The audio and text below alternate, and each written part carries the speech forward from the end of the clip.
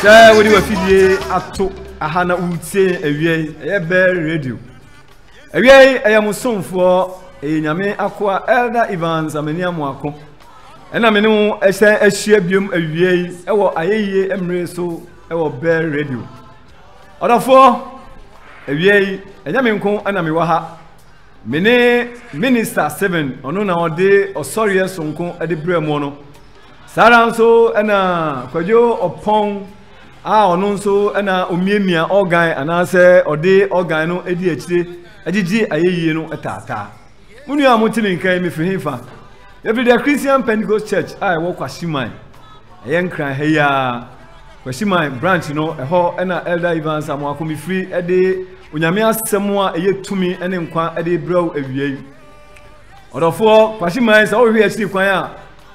ye wo ofri kaswa na se wo call pass a na se wo tra Kwashiman traffic light no pepepe ukọ wanim na wo do going free station I wo ni fa so a ni benkum so pepepe eho ena the Christian Pentecost Church ewo momodia se ubetumi aba abre ni abre no na oni yen abesom ehihia yewo no ene se eye ochimfie anopa no nso ekopim duba akonkodu mienu no empaibo kese ena ye bo ho eye prayer and deliverance hour eni ti momodia se ochina odi wani ebe kire the Christian Pentecost Church ewo Kwashiman branch na oni yen aba abesom se wo feel la pass nso ena wo ba Kwashiman na udru eye kata hostels pepe ukitaka obefa hotel enum uba wanim aba beto Bank of Africa usani ebomu pepe oba beto the Christian Pentecost Church se ewo ho no mu odofo obomodia se obeba na yasum ahye nyankopon edinkunkunu animunyam ewie emremu nipa bebre en eira agire se Bible no se yebehu enokre no na enokre na be ya de ho nipa bebre so nte nokwara seb no na wie mi ba ebe hye obo se nka obetumi aba the Christian Pentecost Church aba beto Apostle Daniel Obin enini asafua odofo enkaruade nam no so ebeka nkwaji asema eye nokre e de akyerɛw na udisu na se wutie na se wohwe na wo ya ubenya enkwa eye ebrade bia nso osofopani etrase eye counseling Tuesday anopa efi 6 o'clock ede kwakopim 12 osofopani Apostle Daniel Obin etredwom eye counseling ede ne hawo ede ne tete wo bo humodia se wobekọ CPC Kwashiman branch na wobekọ akohu osofopani na no betrase no be cancel wo di nyame asem eye no kure be kyerɛkyerɛw afi kwasiade bia nso eye naase asom yekọ bompaye yekọ tie nyame asem yekọ de nyame ase da bia osofopani ka se kwasiade nya da edi siniema ena nya da edi trefi ne mu kwasiade eye da yedi kokọ sorry nyame se ni nyankopon kan se enanso no de boy di nensia de man se emfanya ne epe bia ne mo de etoso so no de o se emfa nsom no enje odofo bomodia se obehwehwe Kwashiman branch eye CPC achiri kwan na obeba ne asom na wabrabo enye se ne otie sara nso ne o branch ba ko e ogbawe Garo Junction e wonso ko hono ma oba akoto eye osofo Reverend Tewia James Tewia Botwe awo ho sara nso na akodu manso a CPC o branch ba ko ho no eno so ba akoto eye Reverend Alexander Jima ono nso e wo ho odofo bo homoden se obeba na yabom asom asafo awurade yada wase se watie na obeye ne sa e de aman ewie mamene mo mpaye yada wase onokwarfo ne wawurade wa wonam wasem so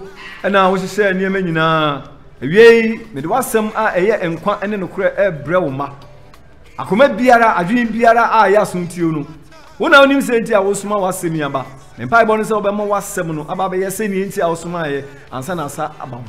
yada wase se otie na obeye de aman o Yesu di munti ejidi fo nyina ka se amen ewie me no ka asem bi na fi na otwe ensa enie na me share ase na asema me no ka nyina ne se steps to salvation okwan ya wonnam so a obenya nkwa odofo ewie me pese mbuza se onim se onyankopon odo pa onyankopon odo nda onyankopon odo nyina ene se obo na oma nkwa Trano chese onyame eka se mumiema onipa awe Yesuban ene ensa so onyame a obo na oma nkwa no onyame odo na onyankopon na kana trimpo nyina ne se me umienu ye betra eye ne donum na ya som no asundwem akoduru emre a wahyehyɛ de amaye ansa na wato safre na so Bible no e kire se boni nti boninti eduru baabi no enipa ni Nyankopɔn ntem tiye Bible says boni a enipa ye yes okay kan Genesis 6 verse 6 Bible says afei de eduru baabi Onyankopɔn a obo nipa o kan say ne oyeye bi aye no afei de eduru baabi no Genesis no no se wonu hu kura say obo nipa ni na say onipa eye boni aboni enipa ye enti na so ma enipa ni Nyankopɔn ntem ebetiye nanso onyame a owo do no wo hu mmobro no osan nam ye Awurade Yesu Kristo so asan ade enkwa no ade ma enipa me ne umienu biem ne senti ena okan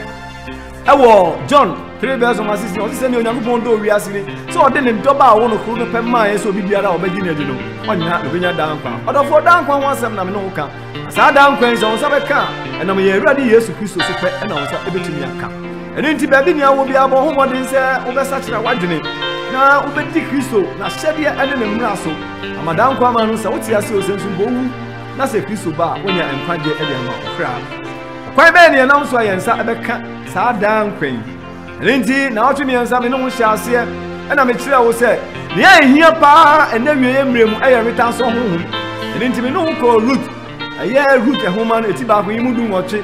ena root a nanka oye onanani a ofri baabi esanse wo hu na wo mi na ho fama ene na ho keka wo Kristo mu odi na chi osompa na Naomi esum Awurade nti no ode ne ho bata no na ode ne ho bata no ko sum Awurade wo Bethlehem na enam no so ma afesi eka ye Awurade Yesu Kristo agenkwa no na nanu ma na so wo enam wo so na ma ye Awurade Yesu Kristo ba ya e de root eka ho bi root nya enweta so honhom ene nti na otumi na etwa no me kire wo se ene Kristo so no so betumi akasa dan kwa na ohia so obenya nweta so honhom obewia ta so na ne enti ati sa ne se omonifo aye Satan no waka sezanso wo pesenka obetu ya Awurade Yesu Kristo sa abra ne ma menyin se no mbonko be mene no animu no na wantimie no ena okan ye ewo Yohana disem etidumie no yimudo nso no se obi biara obedi Onyankopɔn achi nia obesum ya Awurade Yesu Kristo a obepesa nkwaje ne de obetu ne so sa obeha no obetete no we eni atete eni ohaw eni amane de bibi no eni nti ansana wo se beka sa da nkwan no ohia se obenya eweta so na ochi etwa mu so me no kasai e di kire se nia be mo otumi nya sa enkwaje ne ba ko no eno nso ani se obema wani ada ho eni ti ye hwe Petro ana odi Awurade Yesu Kristo achi na duru baabi na Yesu bisa se nipa kura se nipa ba no ne hwan na Petro na otumi dwane to ahonhon na ahonhon kire ne se ono Yesu no na ono ni ososoro Nyankopɔn ti asefo ne ba e ma Yesu hu se Petro de otumi gire honhom adeni eni nti ye Awurade Yesu Kristo e de na safo esi ne so kajeri se mo yo na ba onso ni Petro na onso na me masafo besie nanso Kristo ne kan se mi wie anche e no monifo no boru ano e ma oye ese nko besie Awurade Yesu Kristo kwan e ma enkwaje aduma so a anasa botai okwan pa ese so ofaso na ne se ka se enkwaje no omonsam na Petro so yese nko besie kwan nanso ye Awurade Yesu Kristo odim mu asem no oteatea no se firi mu ko na wo de on pe onyini onyame de nipa de na wo dwene Bible say abra ye Awurade Yesu Kristo ka sa ate Petro no nani ba ne ho so na nani ada ho ma otumi ni ye Awurade Yesu Kristo nanti ko duye ma oye den ode na safo esi ne so eni ti Petro no cho sa asem no e wo Peter 5:8 ena o ka se mi no me last week say ye me ye ni na ho ye nwien ebi so ta ho bo sam na me se jata o bobu po bi amene no the last week we eni no kan na so ni nyina ti no esanse Petro ko so a ma nani da ho no bata ye Awurade Yesu Kristo Kristo ebon paye ma ema Petro botai ene sise ya ye Awurade Yesu Kristo di jano etu be mu ma ema odi asafo esi so ene ti de na me kanya ene se awie ye mremu so obi pem kwaje obi pese sa enkwaje enkwafofo a Onyankopɔn na ye Awurade Yesu Kristo so ye be tuma na sa no se ne nsa be ka bibia na ewo se nani eda ho ene nti se obi pem kwaje na ohia enweta so ohia se obema nani ada ho no nene me no nka asem agafa obi a obema obenya edida ho anase the military obebre ne ho ase ahobrase e na me no nka ho asem ahobrase so ye nkura bata ba ko a ojidi ni bia obi biara odo hu Kristo ana wafa ye Awurade Yesu Kristo ye na Awurade ne ka ade nkwa ohia so obebre ne ho ase na se se riba na ntimi amre ne ho ase a ebe ye den obonsam ne ade no ebe kire na ko bi ase ama wahwe obonefo no so hwem ama wa wiasa enkwaje pa eje wiye me no ka sem se bro ho ase na onsaka ahine no brɛ wo ho ase yɛbɛhwɛ yɛ asɛm sɛ ne Awurade Yesu Kristo ɛka yɛ ɛwɔ Luka asɛmpa no ɛtiri dum wɔtwe ɛtikyɛmu dunan Luke chapter 18 verse number 14 Luka asɛmpa ɛtiri dum wɔtwe ɛtikyɛmu dunan no yɛhwɛ asɛm a ɛyɛ Luka asɛmpa no ɛtiri edunan wɔde hɔ Luke 18 verse number 14 okay 14 no ɛsɛ mese mo sɛ oyi di bim ɛsane kɔ ne fie emom ɛsene ɔbaako no na obiara a ɔma ne ho so no ɔbɛbrɛ no ase na deɛ a ɔbrɛ ne ho ase no ɔbɛma no so ɛyɛ Yesu anum asɛm Luke 18 verse number 14 ɔsɛ mese mo sɛ oyi di bim ɛsane kɔ ne fie emom ɛsene ɔbaako no na obiara a ɔma ne ho so no ɔbɛbrɛ no ase na deɛ a ɔbrɛ ne ho ase no ɔbɛma no so ɔdɔfoɔ saa asɛm wei ɛyɛ Awurade Yesu Kristo asɛm bi a ɔkaeɛ sɛ ɔtodwini bi a ɔne Farisini bi kɔeɛ ɛsɛ ɔmɔkɔ akɔbɔ mpaeɛ na Farisini deɛ ɔyɛ no ho sɛ ɔnim biribiara na ɔkeka nea ɔpɛ na mmom ɛduru saa ɔtodwini no Bible no sɛ ɔbrɛ ne ho ase ɔse na ɔtodwini no deɛ ɔkenka dumiɛnsa no ɔse na ɔtodwini no ɔgyinaa akyirikyirikyiri na wampɛ sɛ ɔmma n'ani so ɛkyerɛ ɔso mpo na mmom ɔbɔ ne koko so kaa sɛ Onyankopɔn humi di bɔneyɛni mmɔmpo hallelujah ɔdɔfoɔ yɛ mmerɛ mu sɛ wɔmmerɛ wo ho ase a ɔbɔnefoɔ no ne ataatae a wɔtae a atete a ɔde tu nipa so Bible no sɛ wokenkan Revelation 12 verse number 12 no a ɔse ɔsoro bɔmmɔ ne nye asase ɛne akodeɛ mu nnue ɛfiri sɛ wato ɔbɔnefoɔ no ɔno totofoɔ no aba mo nkyɛn na wafa bufuo kɛseɛ ɛfiri sɛ wahu sɛ ne mmere no aka no ɛyɛ tia ɛdi ti ɔbɔnefoɔ no afa bufuo kɛseɛ a ɔtae tɛ nyame ma na mmom nea ɔbɛtumi agyina no ɛyɛ nea ɔbɛbrɛ ne ho ase saa ɔtodini ɔno deɛ ɔhunu sɛ ɔyɛ de bɔnyɛni ɛno nti ɔbrɛ ne ho ase ɛwɔ Awurade anim na ɛsiane sɛ ɔbrɛ ne ho ase na ɔbɔ mpayɛ no srɛ Awurade nti no Awurade hu ne mmɔbɔ na ɔde ne mfomsoɔ ɛkyɛ no ɔdɔfoɔ ahobraseɛ bɛn ɛna wowɔ ɛwɔ Kristo mu na nnipa bebree ɛna wɔn ama wɔn ho soɔ obi atumi hyɛ aseɛ a wɔsom Nyame ɛnokura ne honhom mu nanso obɛduru baabi no na ɔbɔnefoɔ no adaadaa no na ɔbɔnefoɔ no adaadaa no na wɔma ne ho so ahomasoɔ nti no nnipa bebree atumi nyina Awurade anim nnipa bebree ɛhyɛ aseɛ sɛ nea ɔsomafoɔ Paul kaa na de honhom ɛna hyɛ aseɛ nanso afei deɛ kɔkɔduru baabi no na ɔmode honam asekyerɛ ne sɛ ɔbɔnefoɔ no daadaa ho ama ɔmo maa mo ho mmere so ɔmo maa mo ho so ma ɔmammerɛ wɔn ho ase ɛno nti akɔkɔ wie ɔbɔneɛ nanso ɔdɔfoɔ a wotie me awie ka mɛsrɛ wo sɛ ɔbɛma wo ho mmɔden a sɛ wo Kristo som akwantuo no mu akodeɛ baako a wohia paa wobɛtumi de akɔ awieɛ no ɛyɛ ahobraseɛ sɛ wotumi brɛ wo ho ase deɛ a ɛneɛ wobɛtumi atrɛ Kristo na ase asom no ɔhom ne nokware mu amadaa nkwama biara no wotumi anya nkwagyeɛ ama wo da ɔdɔfoɔ brɛ wo ho ase yɛnsa hwɛ asɛm bi a twerɛ no ɛkaeɛ yɛnhwɛ ɛyɛ mabusɛm anaasɛ yɛnkɔ 1 Peter yɛhwɛ Peter kuro yi a ne nhoma a ɔtwerɛ yɛ 1 Peter chapter 5 verse number 5 no ɛde kɔ no ɔse saa ara na mo mmɔfra nso momfa mo ho nhyɛ mpanimfoɔ ase na mo nyinaa momfiri ahobraseɛ na monsom mo ho ɛfiri sɛ Onyankopɔn nsi ahantanfoɔ kwan na ɔdom ahobraseɛfoɔ ɔdɔfoɔ Onyankopɔn ɛse abrɛ a yɛaba Kristo mu yɛbɛfa Kristo ɛyɛ Awurade afei ne yɛba bɛhyia mmiribi yɛyɛ mmɔfra Yesu Kristo no aka sɛ nea ɔpɛ sɛ ɔyɛ kɛseɛ ɔwɔ sɛ ɔbrɛ ne ho ase na ɔyɛ sɛ abɔfra ɛno nti Peter sɛ yɛnyɛ afei ne yɛba Kristo mu o sɛ yɛnyɛ yɛwɔ Kristo mu deda o yɛnyɛ dɛn yɛmbrɛ yɛn ho ase nhyɛ mpanimfoɔ ase na yɛn nyinaa yɛmfiri ahobraseɛ na yɛnsom yɛn ho ɛfiri sɛ Onyankopɔn no osi ahantanfoɔ kwan na ɔdom ahobraseɛfoɔ ɔdɔfoɔ sɛ woambrɛ wo ho ase a Onyankopɔn ɔntumi ɛmma wo so nnipa bebree na nam ɔkwan a ɛnyɛ ahobrase ahantan ɛne ahomasoɔ menim maame bi ɛwɔ me bɔɔ no a mete soɔ ɛwɔ Shaiman na maame ɔyɛ Pentecostni a wɔsom Nyame wɔ honhom ne nokware mu a wɔbɔ mpayɛ saa na ɔtete ne bɔwuram na ɔhyɛ ne ba baako ɛma aberanteɛ wie school wie university na nam mpaebɔ so maame ahobraseɛ nti Onyankopɔn so dom no ɛma ne nya adwuma kɛseɛ abra branche nya adwuma kase pepepe na afa de sika ba no adwuma okomo no na manfo hye ase so ka kye se hey dafo ahanu ma wa bebedru die se wa mpa ba bia mfa kombo ho agya na se wo so betra wo pentecost yi mu sa ade ahoro ene obonifo no be sew abrantie anhye ahobrasia ne maame dia som atete no fi ne mofrasia be tutam pempenso no owura ye ntimi ehu se eya ahobrasia ne maame ewo awurade mu nti ene awurade agya no ana wa ma no so ena be du sa pempenso o ma ne hu so na okodi enyame fufu ati okosonsumi odi emrantie ene maba wa adwuma no chi ekone nambe yi ekotutu nuo ne ade na na wie ye no ebe seye yare be bo no Abraham ribi na Pentecost for Kenya mi asem na mami ede ne ba ho na osu ba tentin so na on kase me de akoma pani adwempa me de Kristo na titi mi bai na so se die baby a me ba no wapa ko duro no na ma obonifo no efa no odofo ne mi che onya ne se obonifo na ni afi wo wiase ansa ne ye ba na wo fobufo kase so obi biara obema ne ho so die obeda no sa ahomaso ho no eyabonsam e no de ba na so wa ma wani an na ho no amre ho ase na wantie no kware asema efi Kristo mu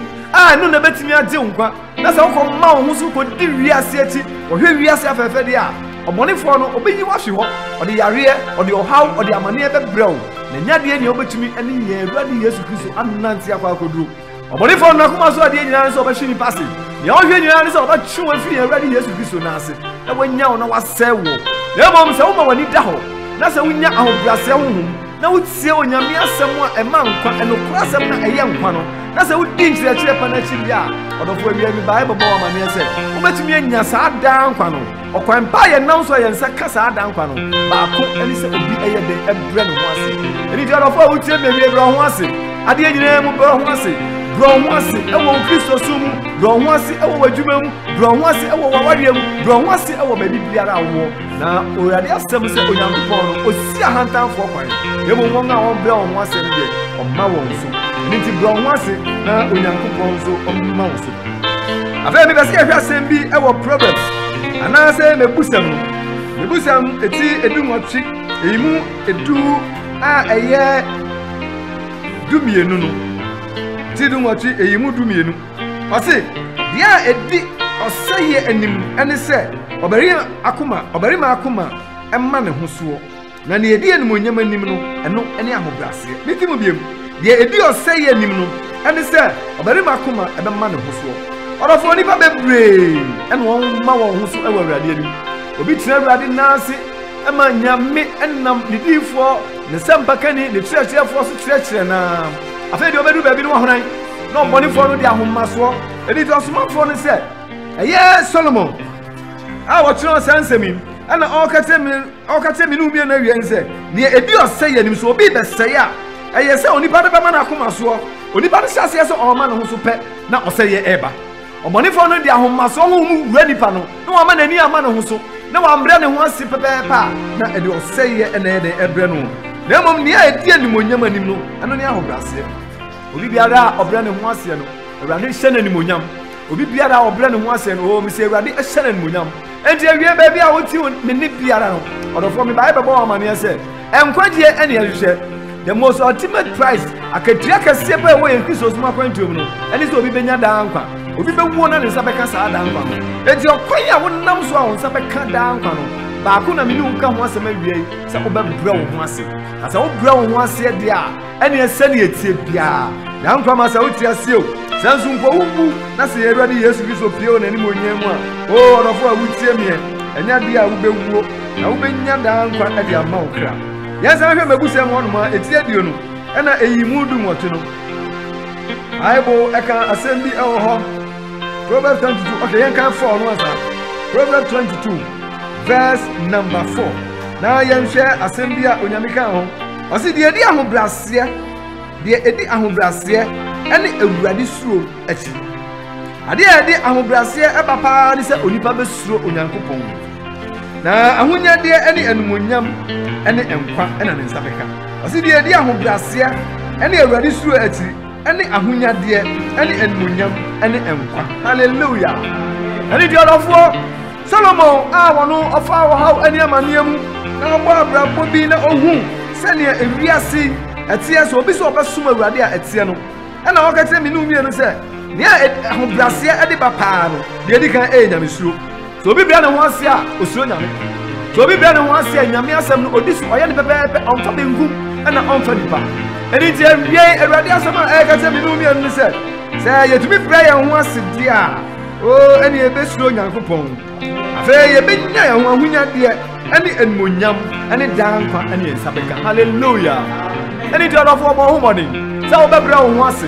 ofan bia so wo Kristo so afan tuamu awo wadwuma mu obi enya adwuma nanso nam ahommaso ntino ɔma ne ho so na ɔyɛ ne ho sɛne ɔno ani ɔno a enche na adwuma no na abɔ no obi etumi enya adwuma na nka ɛyɛ ma no obi tumi nya aware a na aware no ɛyɛ nanso so ahommaso nti ɔbɔnefo de ahommaso dɛdɛ no afei de bewi ase no na ware pa bia na ne nsaka na abɔ no adwuma pa bia ne nsaka no ɛnam ahommaso nti no na abɔ no nanso awiei onyame asɛm ɛyɛ no korɛ a ɛkyerɛ sɛ siɛnsa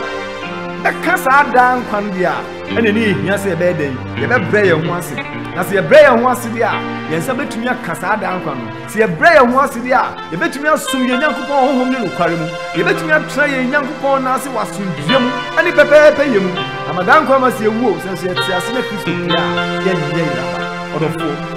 awiei me ne wo san hwɛ Solomon a Onyankopɔn ɛhyira no na Solomon ɛbɛyɛ ɔdefoɔ kɛseɛ awiei me pɛ sɛ mehwɛ nia Solomon ɛkaayɛ ahobrasɛ nsɛm bi a Solomon abrɛ Onyankopɔn daa ne ho adi ɛde kyerɛ no na ɔdaa ne di kyerɛ Awurade na ɛsɔ Awurade ani nti no na Awurade ahyira no na ɔmaa ne nneɛma bebree yɛnkenkan yɛn kyerɛ no ɛmfa nkɔ 1 Kings chapter 3 verse number 5 ɛyɛ ahe nwoma edikan timiɛnsa eyimu no mu kɔ no ɔse na Awurade yi ne ho adi akyerɛ Solomon anadwo daeɛ mu ɛwɔ Gideon na Onyankopɔn ka sɛ srɛ deɛ menyɛ me ma wo ana Solomon se wo ana woyɛ wakoa Megya David adɔyɛ kɛseɛ ɛfiri sɛ ɔnante w'anim nokorɛ ne trenee mu na koma emu teeyɛ mu na wode adɔyɛ kɛseɛ yi asie ama no na wama no ɔba a ɔte n'agya so sɛdeɛ ɛteɛ ɛnɛ yi sabe no ɔse na afei aw Awurade me Nyankopɔn wo na wasi wakoa ɔhene asi we Megya David amen na me deɛ meyɛ abɔfra ketewa menim adifire ne afiba na wakoa ɛwɔ ɔman a wayi wɔn ɔman kɛseɛ ɔkenkan ya na Bible sɛ ɛnsɛm ɔkan nyinaa no du bɛsɛn na ɔse na ɛsɔ Awurade ani sɛ Solomon abisa asɛm yi asɛm nyinaa ne sɛ Solomon atumi nya akoma pa abrɛ a ɔbɛdi ahene no onya akoma pa ma abrɛ a yɛ Nyankopɔn ne ne kasa wɔdaeɛ no busa no nyampa nsɛm a ɔkaeɛ ahobrɛaseɛ nsɛm a ɔkaeɛ nti ɛma Onyankopɔn hu sɛ Solomon ɔbrɛ ne ho ase na ɔwɔ adwempa a ɔpɛ sɛ ɔde hyɛ ne man ɛno nti Awurade asɛm kyerɛ sɛ ɔno nso ɔhyia no na mpo neɛ wɔammisa no ɔde maa no Onyankopɔn ahyira Solomon ɛma ɔbɛyɛ adefoɔ ɛbɛwiase ɔman no mu nyinaa ɛnipa tee ne nka na Bible sɛ n'asɛm a na ɔdie no na ɛyɛ asɛm a ɛte sɛ ne Nyame ɛna ɛkasa ɛnam akoma pa na ɔde hyɛ aseɛ na ɔde di Awurade akyi ɔde tie Nyame asɛm nti Onyankopɔn nso ahyira ɛna nipa no bebree ɛde akoma pa ɛde honhom na ɛhyɛ aseɛ nti ɛnam adwempa a ɔmode sum Awurade nti Nyame ahyira wɔn na so ɔmotumi ɛde kɔ akɔdu awie ana ɛno ne asɛm bisa ɔdɔfoɔ awie bi bɛbɔ wɔn amanneɛ sɛ saa ahobrɛaseɛ honhom na wowɔ no nea wanya ɛwɔ Kristo mu a wo so de bɛdi Kristo n'ase ano ɛwɔ sɛ wokɔ so de nanteɛ ɛtrɛ Kristo n'ase akɔkoma awie asɛsɛ nipa no bebree ɛhyɛ aseɛ wɔ akoma pa ɛwɔ adwempa ahobrɛaseɛ mu nanso ɔkɔkɔduru baabi a na wahran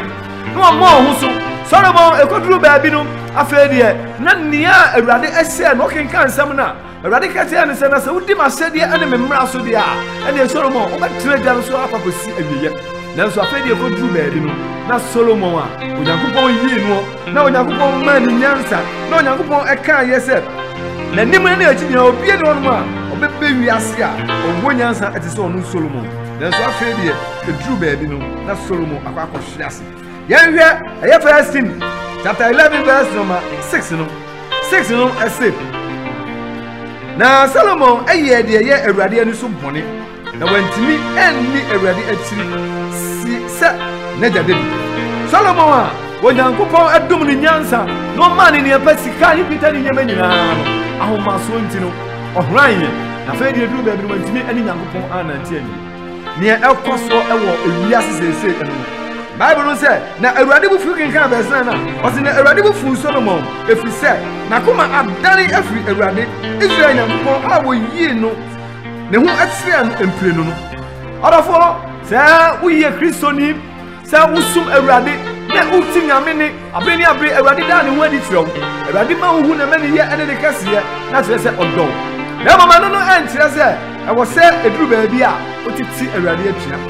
saa ene ne yɛ Kristo sum akwantuo no akoduru wɔ baabi bebree nipa ne bebree hyɛ ase yie a wɔn sum Awurade nanso bibi kakra ɛbaa wɔn nsɛm no afei deɛ no wakoma no ɛdane firi Awurade nkyɛn na sɛ wakoma ɛdane na sɛ wɔanni Awurade Onyankopɔn akyi deɛ a sɛnea tie biara no wɔbɛhwe ase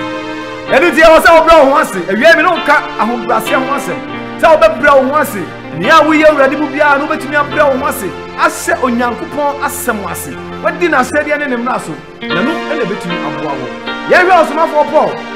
sɛnea ɔno deɛ ɔtumi brɛ ne ho aseɛ na ɔtumi ɛne Nyankopɔn ɛnanteyɛ ɛkɔkɔduruyɛ yɛnkenkan asomafoɔ ɛhoma no ɛtiri aduonu Acts chapter 20 yɛkenkan asomafoɔ ɛhoma no ɛtiri aduonu ɛne ɛyimu ɛfiri dunwɔtwe ɛde ɛrekɔ no Acts 20 verse number 18 yɛnkan nyame asɛm bi ɛwɔ hɔ na Bible no ɛsɛ ɛyɛ ɔsomafoɔ Paul a na odi Awurade akyi ɛwɔ honhom ɛnurupare mu no eduru baabi otumi anya enipa adwumonyam ɛsɛ no sɛ ɔbrɛ ne ho ase 18 no ɛsɛ na wɔbaa ne nkyɛn no ɔka kyerɛ wɔn sɛ minim sɛnea ɛfiri da a edi kan a meba Asia no mene mu atena ɛbrɛ no nyinaa emu na mede ahobrɛaseɛ adwene nyinaa ɛne enisuo pii sɔhyɛ a ɛbaa mesoɔ Yuda ebuo a wobu me no emu na mesom Awurade ɔsomafoɔ no kika 19 a ɔse na mede ahobrɛaseɛ adwene nyinaa ɛne enisuo pii sɔhyɛ a ɛbaa mesoɔ Yudafoɔ ebuo a wobu me no emu ɛna mesom Awurade hallelujah ɛnam sɛ ɔsomafoɔ no ɔno deɛ wɔkɔ baabi a na ɔbɛkɔ biara no na ɔbrɛ ne ho ase ɛma abrɛ mpo a ɔsakyerɛ na ɔbae asomafoɔ ne nkyɛn no na asomafoɔ no mpɛ sɛ wɔn bɛgye no na so Bible kyerɛ sɛ ɛnam ahobrɛaseɛ nti ɔbrɛ ne ho ase ɛhyɛ asomafoɔ no ase hyɛ Peter mo ase ma ɔmo kyerɛkyerɛ no ne pa a ɛwɔ sɛ ɔyɛ ɔdɔfoɔ ahobrɛaseɛ ho asɛm ɛna me ne wo ka sɛ wo so wobɛtumi adi Kristo akyi na wasom no honhom ne nokware mu sɛ wo so wobɛyɛ onyamesomni papa deɛ a ɛne akodeɛ baako awie me ne wo ka ho asɛm sɛ wobɛbrɛ wo ho ase ɛnam sɛ ɔsomafoɔ Paul ɔbrɛ ne ho ase baabi biara na ɔbɛkɔ na ɔbrɛ ne ho ase nti no ɔtumi asom Awurade wɔ honhom ne nokware mu ɛma asomafoɔ no mpo a ɔbɛbɛto wɔn no du baabi na ɔka sɛ ɔtumi yɛ dɛ ɛyɛ neɛ sɛ ɛne neɛ sɔ Awurade ani na ɛfata asen bebree ɛyɛ apamfoforo ɔkyerɛ bebree aseɛ ne sɛ ɔbrɛ ne ho ase ɛhyɛ Awurade som ase ɔdɔfoɔ akoma bɛn ɛna ɔde som Awurade abrabɔ bɛn paa na wode di Kristo akyie asafo a wotim no sɛn na woteɛ Onyankopɔn ɛsom a yɛsom no ɛne sɛ wobɛfiri akoma a emu teɛ na wayɛ agya no apɛdeɛ so awie mi busa wo sɛ saa ɛna wode som Awurade wodi Awurade ati nokware mu wosom Awurade wɔ honhom ne nokware mu anaasɛ abrabɔ biara a wopɛ no ɛna wobɔ ɔdɔfoɔ Onyankopɔn wontumi nsom no sɛnea wopɛ ɔno ankasa na ɛwɔ ne mmara nea ɔno ɛpɛ no ɛna ɛsɛ sɛ yɛyɛ na sɛ wobɛtumi ayɛ agya no apɛdeɛ deɛ a ansa na wobɛtumi anya saa dankwa ne wo ka ho ase ɛwɔ sɛ wonya dankwa na sɛ wobɛnya saa dankwa no a wohia ahobrɛaseɛ ho wei ɛna difoɔ no bebree ɛde fiti aseɛ na ɔmotumi de wie na ɛnnɛ ɔmotumi anya nkwagyeɛ ama wɔn kra wei ɛne yɛn papa no bebree asomafoɔ adifoɔ akyerɛkyerɛfoɔ bebree nso ɛhyɛ aseɛ na ɔmoda so tim na bebree nso akoma mmaa wɔn ho so ɛne nti wɔmantumi ɛne nyame annante anwie kenkan Bible no a ɛyɛ Solomon asɛm a yɛkae no onyame asɛm a ɔkae ne sɛ wodeɛ wantumi ne me annante ankwa nkɔduru sɛ woagya David wantumi ne Nyankopɔn annante ankɔduru sɛ n'agya David ɔkɔkɔ so nkwan mu ɛma ɛmmaa asɛm nti no Bible no sɛ ɔkɔkora akɔmu ɛda abosomfie ɔdɔfoɔ abrabɔ bɛn na ɔbɔ awie mmerɛ mu no hia sɛ wobɛma w'ani ada hɔ awie mmerɛ mu no hia sɛ wobɛma w'ani aba wo ho soɔ awie mmerɛ mu no hia sɛ wobɛbrɛ wo ho ase ɛfiri sɛ wantumi ambrɛ wo ho ase wɔ Nyame anim deɛ ɔdɔfoɔ ɛnya deɛ deɛ saa daa nkwa na yɛka no sɛ bɛtumi aka nnipa bebree ahwe ɔbɔnefoɔ afidie no nsɔfam ne nyinaa ne sɛ ɔde ahomasoɔ ɔde sika ɛna ɛde tietie amanfoɔ wokenka Hebrew 5:3 no a na onyame asɛm a ɔka ɛde kyerɛ yɛn na ɔkyerɛ yɛn sɛ ɛtwa sɛ yɛtumi ɛyɛ dɛn ehwe ehunye Hebrew 13 chapter 5 verse number 6 no Bible say I will say yehwe ehunye e wo sikani brem nipa ani ebresika awieye mrem na se wo ho na se wo brisi woni brisika bebre a enya de ne obatumi asum awurade ade akwa akoduro se wantimi antwe ho amfiri eniema ense na emfatamu na wa ma wani an na hono wa mbrɛ wo ho asede a odofo ede ya den se ne ebe ya wetumi oge ga Hebrew chapter 13 verse number 5 and 6 na osemo masika ni bre emma mu abrabo mu na mo mpre de a mo wo so efi se ono ara ka se mere nya wo nanso mere mpai wo da na emma yede nam eka se awurade ene me boafo mere nsuro onipa betimi aye odofo se wenu betimi abamu a ade se otumi bro ho ase ene sika twemrante ni emmaba wa bebre ade wo mu nkɔ obonifo nso hwem yare ani owuo ni amane bebre a eba ni nyina no aye obonifo enhyehyɛ a wahyehyɛ na wo bra wo ho ase na wo tre awurade na ase na wo gi awurade ensem pa no edie ni de se di bari nyina no etumi enya dankwa wo betumi enya saa dankwa no emo wo mo a wo nam basa wo ma wo ho so na wo ye ni a wo pɛ ne de o enya de ni wo betumi ennanti na wo sabe ka saa dankwa no emo mu de awie ka besrew se wo bɔbɔ ho monia se wo bɛbrɛ wo ho ase e wa de nyine mo brɛ wo ho ase se wo brɛ wo ho ase dia ene ense ne wo pɛ bia no nsa edeka berekenkan abraham na mede masɛm eba wiye no ye awurade Yesu Kristo a nanka wo tumi e wo ade nyina mu na Bible no sɛ ɔno ɔbrɛ ne ho ase na mpo abra na owuo yawo no abra wo hu owuo sɛ owuo eba no Bible sɛ nanka owo tumi sɛ nko betumi agye ne ho nanso kan sɛ agya sɛ betumi dia kama sɛ kuwe nsame ho nkɔ na nya ne mepɛ na sɛ awurade Yesu Kristo no abra ne ho ase owuo yawo mu kra no ɔkɔ so abra ne ho ase na nam sɛ ɔbrɛ ne ho ase nti no sɛ nkunim dia botire sɛ nhyehyɛ pa a onyankopɔn hyehyɛ de ma no no ne nsa kan berekenkan Luke 22 verse number 42 ɔse agya sɛ opa makuruwa yi ensame ne ho enkɔ nanso anya de a mepɛ na de a wo pɛ na enye ho na abofo efiri so ebeyi wo ho akyerɛ no ɛhyɛ ne den na owuo mu no ɔma ne mpai bonum ɛyɛ den Bible sɛ yɛ awurade Yesu Kristo abra o ka sɛ onyankopɔn sɛ betumi ankɔma saa ɔhaw mfiri no so na awurade ama saa ɔhaw no mfiri no so efi sɛ na wɔ sɛ ɔfa ɔhaw no ansa na nimunyam hyɛ no aba ɔma ne ho kwan ɛfa ɔhaw ani amane num eni ti Bible sɛ eduru saa brɛ na ɔdɔfo ohia sɛ ɔbɛma ho mpai bɔ mu ayɛ den eduru ɔhaw ani amane na ɛba na ɛnyɛ sɛ ɔbɛma ho so na mo bɛbrɛ wo ho ase na mo ne ehia ne sɛ ɔbɛbɔ mpaeɛ yɛwurade Yesu Kristo bɔ mpaeɛ Bible sɛ ɔbɔ mpaeɛ ama ne ho fifie da ne mogya tɔtɔ na no ɛna nam so ma onyankopɔn so soma abɔfoɔ bɛhyɛ ne den ɔdɔfo wɔ ɔhaw ne amane mu ɛwɔ Kristo soma kwantuo mu ɔboafoɔ bi wɔ hɔ no mu a ɔbɛtumi agye wɔ saa ɔboafoɔ no ɔno ne Kristo last week we say Luke 22 verse number 31 no Bible say Jesus Christ can say Simon and ka Satan person ko huhu muso na mu yes entete ohu muso ti sentete na so ni Kristo masre mama wo edi sha ho den na se ugina watumi ahye wo nua no mo so den odofo Kristo sum ni nyina sa bra awurade afrɛ ne ɔhwehwɛ nyina ne se betumi atena se e wo honhom ne nokwa mu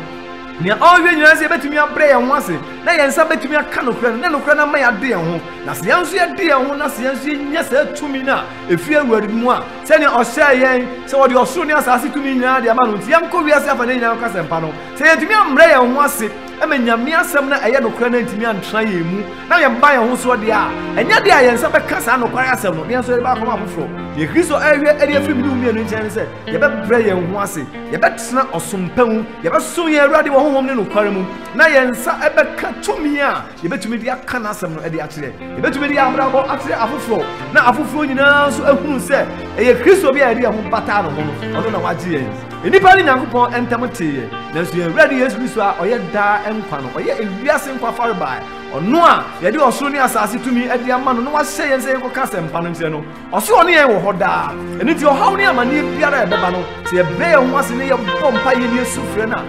a Bible sɛ ɔyɛ ɔnokwafoɔ ne ɔtrenini sɛ ɔbɛyɛ den ɔbɛgye yɛn so na ɔbɛyɛ yɛn apɛdeɛ ɛde ama yɛn ɛwiɛ ɔhaw bɛyɛ na ɛwɔ soɔ amanneɛ bɛyɛ na da wo so wɔ Kristo so mu akwantuo no mu onipa baako pɛ edi bi ani suru na eni asase ɛna eni asase ase yɛde ama nipa sɛ ɛma ne nkwa ɔboafoɔ bi ani hɔ no ɛka awurade Yesu Kristo ho asenka obebra wo ho ase e de amma awurade asem obedi nyankopon ahyede ne ne mmara so dia ene awie me ba e be hye wo se obenya saa dan kwa no obetumi atena ase asum nyame wo so hu ene no kware mu amadan kwa ma bia Kristo pie ne mu a wa anya iraba awie onyame anhira wo no nom e wo ba bi biara wo a wo te saa dan kwa asemi nia mi tsenya ne se ma woni na ho bra wo ho ase e wo Kristo suma kwantu no efi se Peter ka say last week ni say on tamfo bon sam no nam se data opo bi amene no nia wo pe na me no enye nia wonya ne deda na mom eye nia wo hu Kristo na opesa enkwaje no ono na obonifo no etu no susa na ni obetumi agire nim no eye ni obenya weta so honhom ni obema nani anda ho ni obepre ne ho ase na de bia obekita awurade asem no kwam no betu na mo se nipa no de Kristo nso apre ne nsem sa apre ni abri na obete no onyame ohia ono mu na onka ho na omwa se ne ebe ya ba bibiara wo no se mpo wahwe ase se waye mra odofo me se hunhura se kosoa na ben Kristo no no beje wo Munia bema motimi kan from Elder Evans amani amwako enyumre se wati sa dan kwan semi na opesa ufa ye ready Yesu Kristo eye wa awurade ene o kra na je kwan ba bia wo bia odofo mo ne so be pagya wonsa na waka ne mi kan edi mechi ka se mitimi di se awurade Yesu Kristo onyankopon ba mimi bone nti no bewu ye na me bimbo nti ene osori fra wufom nti ene dai me fa ne ye awurade ene me kra na je kwan me ne banante me nkwa na nyina nti awurade kwa me awurade me bompa ye e de atiefo nyina e ba wanim onsoma wasem ma ne makwa ewe wonu mienti a ode sa ahobrase asemi esoma wakwa asem mframa wo ma awurade dum na boa wo ma obi biara wa hran obi biara wa ma no ho so ye sofo so ye elder so ye deke sa afempo no hu awurade a awurade koso ana do no daano sa wo bompa ye e ma Petro tumi gina ya me mpa gbo wie ni se obi biara na komedi asem echi na opese ohun no hu yie no wan no ntumi mre ne ho ase na ontena wo na ase hum onsom wo hu ne no kware mu amadan kwa ma hu pie wani munyam a wanye yaba onyame onhira ye no nom ye e wo Yesu di nti amen odofo because ka kira wo se asafo amuti ye nkan e ya the Christian Pentecost Church ni ri abakra musomfo amesum awie ye Elder Evans amani amwako mi ward headquarters I work Kwashiman so ufika so na se wo kwa udra Kwashiman traffic light pepepa udugwa filling station ubenkum so pepepa bo mo so na ka se wo yuso yesi ho na Christian Pentecost Church ye wo bra mayenso ehisa ye woni otena anopa no nso e de kopim du ba ko e kopim no dumienu no o empire bokese ni time obaba abeto nyame somfo onyame akoa onyame difo apostle Daniel obe so di domanim e kanyame asem ya no kure na ye bompa ye edi bomode ya se obaba be kan ho se woni ba bia so ko uni asafo bia mu a kwesi ada bra na be kan ho ni nyina ye nso enhye awurade ninam onyame mu a onka ho no no e wo Yesu di nti amen